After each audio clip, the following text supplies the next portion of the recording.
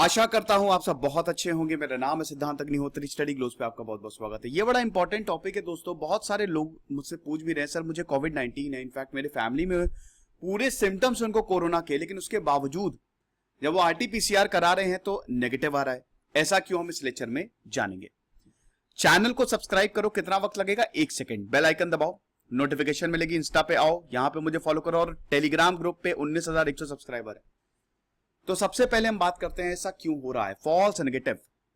देखो, भारत में RT-PCR test सबसे ज्यादा रिलायबल है। रैपिड एंटीजन टेस्ट में एरर की गुंजाइशें हैं, लेकिन आरटी-पीसीआर हमारा गोल्डन स्टैंडर्ड है। तो क्या ये एरर नहीं करेगा? इसका जो सीटी है, सीटी वैल्यू साइकिल थ्रेशोल्ड, वो समझ लीजिए सब कुछ बता देता है। तो इसका मतलब क्या आरटी-पीसीआर में एरर नहीं है? बिल्कुल है, बिल्कुल है। 20% सिम्टोमैटिक कोविड-19 patient they are testing negative. मतलब 100 में से 20 लोगों को कोविड-19 है बट दे आर नेगेटिव।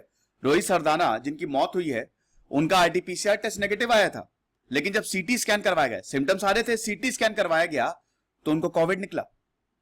तो अब ऐसा है क्यों? क्योंकि जब नेगेटिव रिजल्ट आता है तो आप हॉस्पिटल में नहीं जा सकते, आपकी सिचुएशन सीरियस हो सकती है।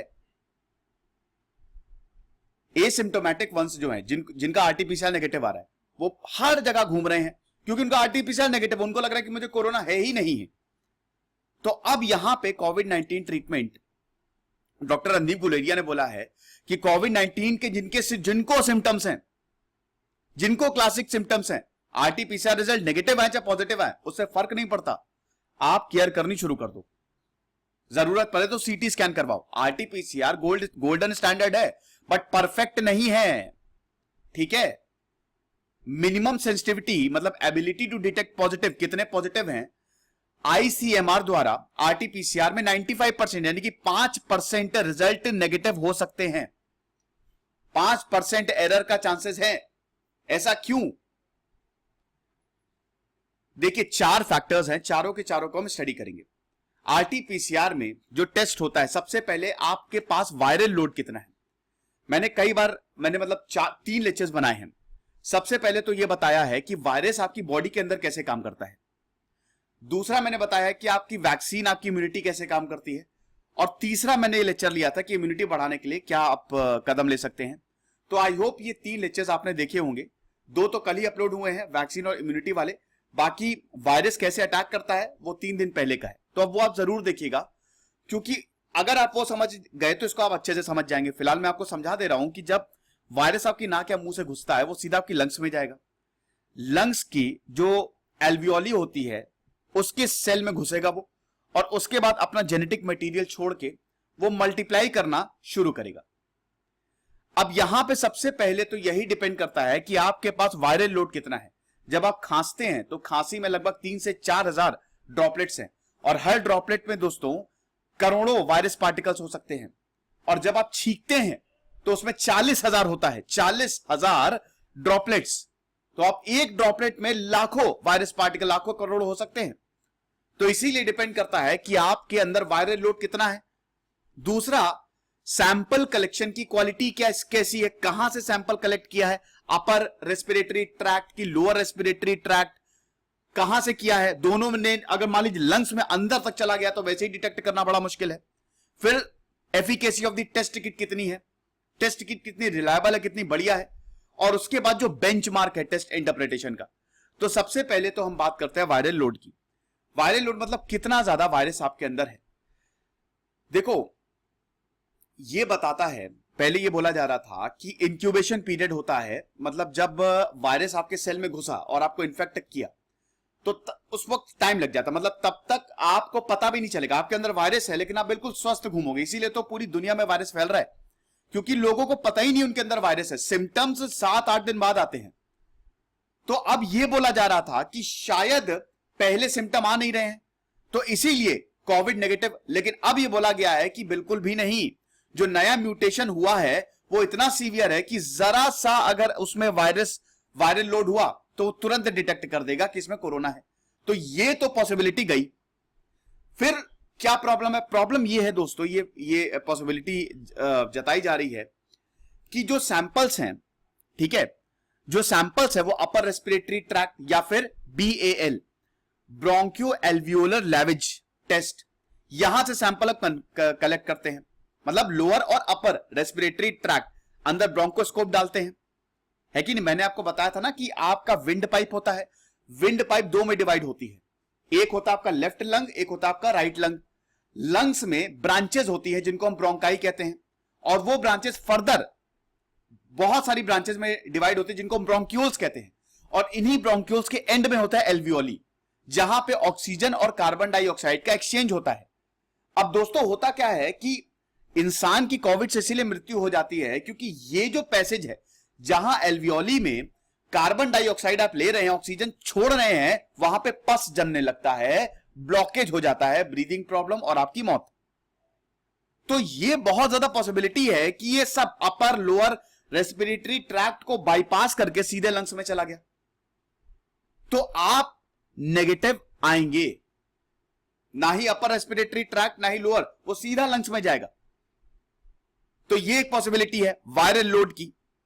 फिर दूसरा पॉइंट है कैपेसिटी एक्सप्लोजन। देखो आरटीपीसीआर सबसे बेस्ट होता है। अब हम ये देखते हैं कि कोविड टेस्ट लैब एकदम से बढ़ी फरवरी 2020 से लेकर अप्रैल 2021, जब सेकेंड वेव इतनी खतरनाक तरीके से आई, तो आप समझिए 2500 और लैब्स को हमने जोड़ा। अभी अप्रैल तक 2500 से ज्यादा लैब्स और जुड़ी हैं, मतलब रैपिड एक्सपेंशन हुआ है भाई। सैंपल कलेक्ट करके लैब में ही तो जाएगा। अब दोस्तों लैब में टेक्नीशियंस काम करते हैं, ठीक है, डॉक्टर्स होते हैं वहां पे। अब यहां पे थाउजेंड्स ऑफ टेक्नीशियंस को आपको ट्रेन करना था, वो भी जल्दबाजी में, तो बहुत ज्यादा एरर की गुंजाइशें भी आ जाती हैं। फिर आरटीपीसीआर टेस्टिंग, क्योंकि इतनी तेजी तरीके से आपने एक्सपैंड किया, तो आरटीपीसीआर टेस्ट कैसा है, वो किट कैसी है, जो टेक्नीशियन एनालाइज कर रहा है वो कैसा है। आईसीएमआर ने जुलाई 2020 में 30 क्वालिटी कंट्रोल लैब्स को अप्रूव किया था, ठीक है। इसमें से जो 8 हैं उनको, मतलब बाद में 30 के बाद 8 और को ऐड किया था। लेकिन अब दोस्तों हम ये देखते हैं कि बहुत तेजी से लैब्स को ऐड किया जा रहा है, और इसमें इंस्पेक्शन कम होते हैं कि फैसिलिटीज कैसी है, इंस्ट्रूमेंट कैसी है, तो इंस्पेक्शन कम होती, यानी कि ह्यूमन एरर की वजह से, मशीन एरर की वजह से, क्वालिटी ना होने की वजह से भी कोविड नेगेटिव आप आ सकते हैं। भाई mix of positive and negative samples को कलेक्ट किया जाता है रैंडमली हर लैब से। तो ये क्या हो रहा है, नहीं हो रहा है, हर जगह नहीं हो रहा है। आईसीएमआर के साइंटिस्ट नहीं बोला है, वो ज्यादा बोल नहीं सकते, लेकिन उन्होंने बोला है, अपना नाम उन्होंने नहीं बताया कि ऐसा हो नहीं रहा है, रैंडम टेस्टिंग यहां पे नहीं हो रही है, और periodic lab monetary, quality compliance भी नहीं हो रही है। तो ये दिक्कतें हैं। हालांकि इस पे शांत है, लेकिन उनकी चुप्पी बहुत ज्यादा बोल गई। जब इनसे पूछा गया कि ये जो लैब्स इनकी क्या क्वालिटी चेक होता है डेली, हम इनको मतलब हर महीने क्या क्वालिटी चेक, जुलाई 2020 के बाद अभी क्वालिटी चेक हुआ है, तो उन्होंने कुछ नहीं बोला, यानी कि नहीं हो रहा है। तो ये भी एक कारण है कि आपके रिजल्ट नेगेटिव आ रहे हैं। फिर ह्यूमन एलिमेंट भी है। टेस्ट जो है वो कई स्टेजेस पे गलत भी हो सकता है। कई बार जैसे मैंने बताया टेक्नीशियन आए, अब उनको इतनी ट्रेनिंग नहीं है, या सैंपल बहुत खराब है, तो बैड सैंपल कलेक्शन की वजह से, स्टोरेज टू फॉल्टी एक्सट्रैक्शन ये भी होता है, एम्प्लीकेशन, ये सारी चीजें हैं, काफी स्टेजेस हैं। होता क्या है कि पहले सैंपल कलेक्ट करेंगे, फिर उसको स्टोर करेंगे, फिर उसके बाद उसको एम्प्लीफाई किया जाता है, आरटीपीसीआर में डाला जाता है, टेस्ट होता है। तो आप ये समझिए कि इन तीनों जगह एरर की गुंजाइशें हैं। हो सकता है सैंपल बैड हो सकता है एक्सट्रैक्शन फॉल्ट हो, जहां स्टोर किया वो फॉल्टी हो। क्योंकि देखिए आरटीपीसीआर क्या है, उसमें इंटरनल कंट्रोल होता है। कोई भी किट में इंटरनल कंट्रोल तो होगा ही ना जो टेस्ट करेगा। यानी कि मतलब जब आपका सैंपल लेंगे, ठीक है, तो टेस्ट में होता क्या है कि जब टेस्ट होता है तो सैंपल जो होता है उसमें जेनेटिक मटेरियल होगा ना, जेनेटिक मटेरियल तो होगा ही। भाई प्रोटीन जो है, जो यहां पे आपका वायरस का स्ट्रक्चर है, वायरस पार्टिकल, उसका स्ट्रक्चर क्या है, उसमें स्पाइक प्रोटीन होता है। वो स्पाइक प्रोटीन आपके लंग्स में जाके ACE2 रिसेप्टर से अटैच हो जाता है और वो जेनेटिक मटेरियल छोड़ता है। जेनेटिक मटेरियल ही तो सारी तबाही मचाता है ना। वायरस का जेनेटिक मटेरियल आरएनए क्या कहता है, आरएनए जैसे ही सेल में घुसा वो बोलता है, सेल को हाईजैक करके बोलता है कि मेरी कॉपीज बनाओ। तो उसी जेनेटिक मटेरियल को ही तो डिटेक्ट करना है। अब आईसी यानी कि इंटरनल कंट्रोल एक्सोजेनस होता है और एंडोजेनस होता है। दोनों की बात कर लेते हैं। एक्सोजेनस मतलब क्या, एक्सो मतलब बाहर का, एंडो मतलब अंदर का, सिंपल। तो एक्सोजेनस मतलब क्या कि जब एक आरएनए टेम्पलेट मॉड्यूल बाहर से, एक आरएनए टेम्पलेट बाहर से हम यूज कर रहे हैं, ऐड की जाती है। आरएनए एक्सट्रैक्शन से पहले हम बाहर से एक आरएनए टेम्पलेट मॉलिक्यूल को ऐड कर रहे हैं ताकि डिटेक्शन, सिंपल सी बात यह है कि हम बाहर से कोई चीज डाल रहे हैं ताकि अंदर का जेनेटिक हमको सामने दिख जाए, अगर वो एक्सोजेनस है। एंडोजेनस का मतलब यह है कि ह्यूमन हाउस कीपिंग जीन जो कि सैंपल में प्रेजेंट है उसका ये यूज करते हैं, ठीक है। एंडो मतलब अंदर का, यानी कि ह्यूमन जीन को ही यूज करके ये एक्सट्रैक्ट कर रहे हैं, ये देख रहे हैं कि भाई इसको कोरोना तो नहीं है। तो यहां पे इसमें भी एरर के चांसेस होते हैं। अब ये सब इसी में, ये सैंपल कलेक्शन से ही सब रिलेटेड है। इसमें भी सैंपल सही नहीं हुआ या जरा सी गलती हुई तो नेगेटिव आ जाएगी। 75% आरटीपीसीआर किट जो इंडियन मार्केट है वो चीपर एक्सोजेनस इंटरनल कंट्रोल को यूज करती है। पीसीआर किट में इंटरनल कंट्रोल बहुत इंपॉर्टेंट है, इसमें एक्सोजेनस और एंडोजेनस आ जाते हैं। यही आपको बताता है कि आपके अंदर कोविड है कि नहीं। सस्ता इंटरनल कंट्रोल यूनिट को यूज करना, इसका मतलब कि बहुत ज्यादा पॉसिबिलिटी है कि आपके अंदर जो वायरस पार्टिकल है उसको वो ये ना दिखाए। समझ गए? तो एक तो ये हो गया। फिर उसके बाद वायरस का म्यूटेशन, ये बहुत बहुत बहुत बड़ी चीज है। आरटीपीसीआर जो है वो स्पेसिफिक एरिया या एक से ज्यादा वायरल जीन्स को टारगेट करती है ताकि उसका प्रेजेंस दिख जाए। नेगेटिव इसलिए भी आ जाता है अगर म्यूटेशन हो जाए, एक जीनोम को एसेस किया, वो म्यूटेट कर गया, तो इसका मतलब ये पहचान नहीं पा रहा है। मल्टीपल जेनेटिक टारगेट्स को यूज किया जाता है, जैसे भारत में हो रहा है। हालांकि इसकी भी थोड़ा सा पॉसिबिलिटी कम है, लेकिन ये एक पॉसिबल रीजन हो सकता है कि म्यूटेशन की वजह से आपका जो आरटीपीसीआर है वो नेगेटिव आ रहा है। फिर प्राइस क्रैश, आप देख सकते हो कि आरटीपीसीआर पहले 1100 की आती थी, अब सीधा 40 रुपए में आपको मिल जाएगी, क्योंकि इंपोर्ट ड्यूटी को एग्जेम्प्ट कर दिया है जो अक्टूबर में लगाई थी। ज्यादातर फॉरेन ब्रांड्स ने इंडियन मार्केट को छोड़ दिया है, क्योंकि उनको 15% एक्स्ट्रा देने पड़ते थे, तो फॉरेन ब्रांड्स यहां पे चले गए, इंडियन ब्रांड्स आ गए हैं।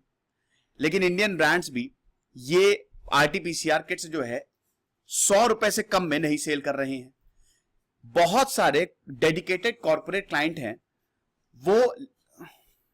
अब बहुत सारे कॉर्पोरेट हैं वो बोल रहे हैं कि हम थोड़ा ज्यादा दे देंगे लेकिन क्वालिटी से कॉम्प्रोमाइज नहीं करेंगे।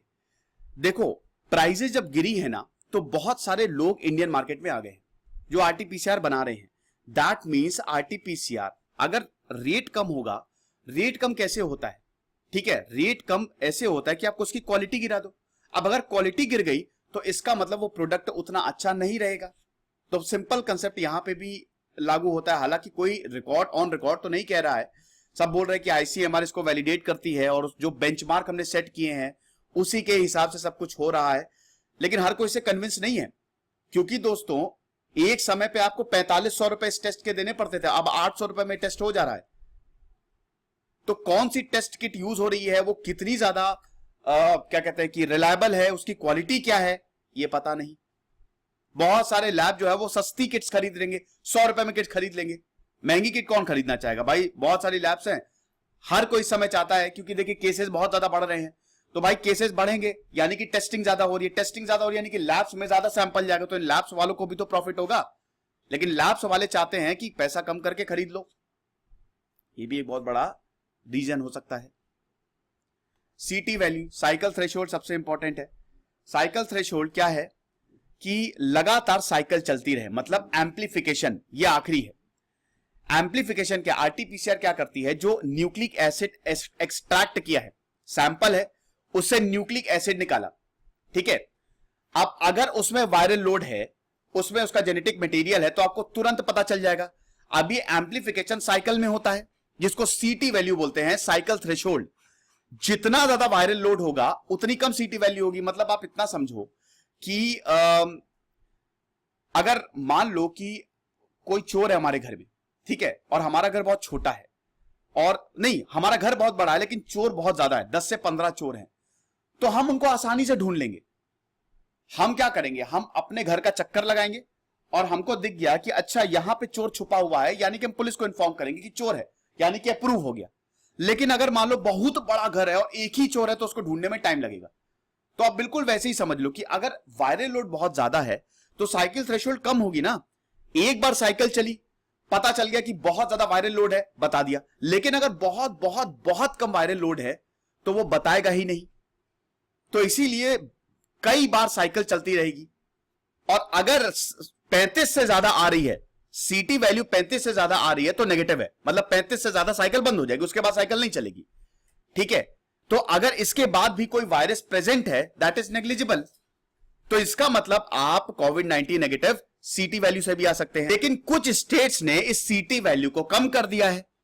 इसका मतलब यह है कि अगर कम कर रहे हैं तो बहुत ज्यादा पॉसिबिलिटी है कि आपका नेगेटिव रिजल्ट आए। ये दोस्तों रीजंस थे कि क्यों कोविड-19 जो आरटीपीसीआर टेस्ट होता है वो नेगेटिव आ जाता है। आई होप इसमें आपको कोई प्रॉब्लम नहीं होगी, मैंने आपको बहुत आसानी से समझा दिया है, तो अब आपको दिक्कत नहीं। देखो, मेरा आपको यही सुझाव है कि पॉजिटिव आए चाहे ना आए, अगर आपको सर्दी जुकाम भी है तो तुरंत अपने आप को आइसोलेट कर लो। रिस्क क्यों लेना।